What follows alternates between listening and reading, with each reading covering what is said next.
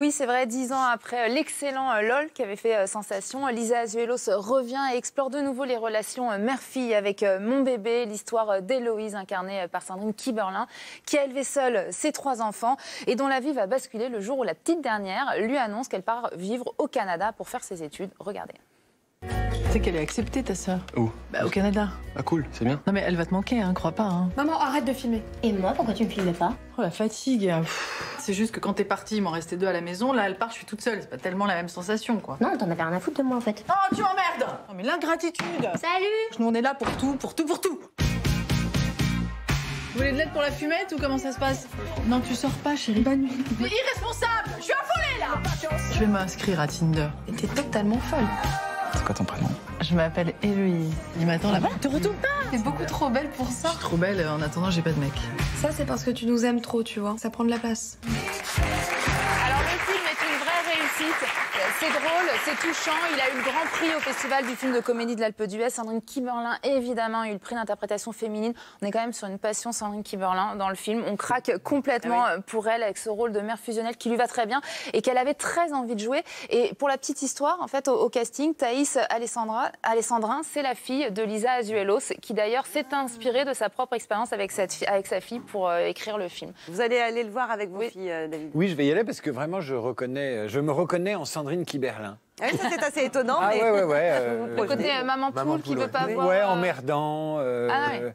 emmerdant, les poursuivant partout. C'est vrai Oui, vous avez un rapport un peu compliqué. Comme on a tous un rapport compliqué avec les rapports d'un père avec ses filles, c'est compliqué, ouais. Alors un autre événement depuis hier au cinéma, puisqu'il n'avait pas sorti de film depuis 10 ans, c'est le retour de Bertrand Blier avec Convoi exceptionnel. Christian Clavier et Gérard Depardieu incarnent 2 hommes qui reçoivent tous les jours les pages d'un scénario. Ils doivent le jouer, mais c'est pas n'importe lequel de scénario, c'est le scénario de leur vie. Regardez.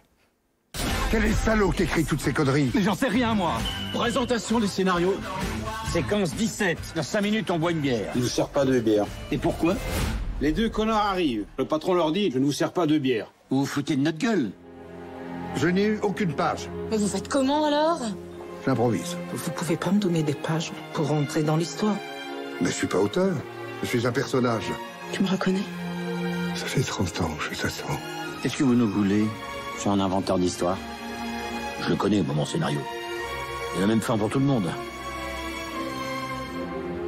Est-ce qu'il y a une fois, tu as le sentiment de m'avoir aimé? Qu'est-ce que c'est que cette musique? Quand une femme disparaît dans la nuit, il y a toujours une musique. Triste, la musique.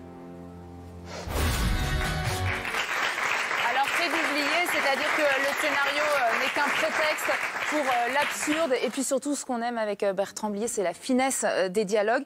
Et puis merci d'avoir réuni une nouvelle fois Gérard Depardieu et Christian Clavier puisque c'est leur 6e collaboration après de grands succès populaires comme Astérix et Obélix par exemple, Mission Cléopâtre. C'est vraiment Convoi exceptionnel. Hein. Ah vraiment. Quand on voit les deux là, j'ai l'impression que vous avez envie d'aller le voir. Je vous ai vu. Oui. Oui, je vous ai vu sourire. Ouais. L'affiche donne envie. Ouais. Vous aussi, vous irez le voir ou... Je vais aller le voir. On avait contacté Depardieu pour le bouquin. Pour parler de l'alcool. Ouais. Et il n'a pas répondu? Ah, bon, peut-être que vous aurez une réponse.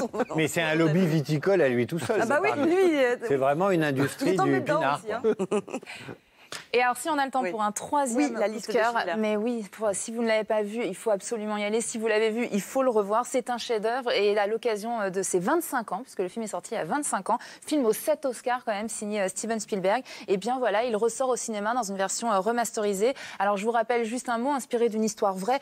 Comment on a pu sauver 1 millier de Juifs pendant la Seconde Guerre mondiale de la déportation. C'est leur chef d'entreprise, Oskar Schindler, qui les a sauvés grâce à sa fameuse liste. Regardez.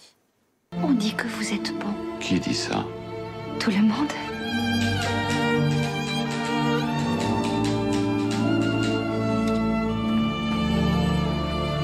Tout ce que vous devez faire, c'est me dire ce que ça vaut pour vous. Ce qu'une personne vaut pour vous. Non. Ce qu'elle vaut pour vous. C'est tout simplement un chef-d'œuvre, il faut y aller, c'est encore d'actualité, c'est un devoir de mémoire et puis un casting quand même de haute voltige, Ralph Fiennes, Liam Neeson, Ben Kingsley. Et juste un mois à partir de dimanche, c'est le printemps du cinéma, la place de cinéma sera à 4 € du 17 au 19 mars. Donc voilà, il y a plus. Oui, ça vaut le coup, il faut y aller avec toute la famille et en profiter. Faites une petite journée. Merci beaucoup Laurie, merci.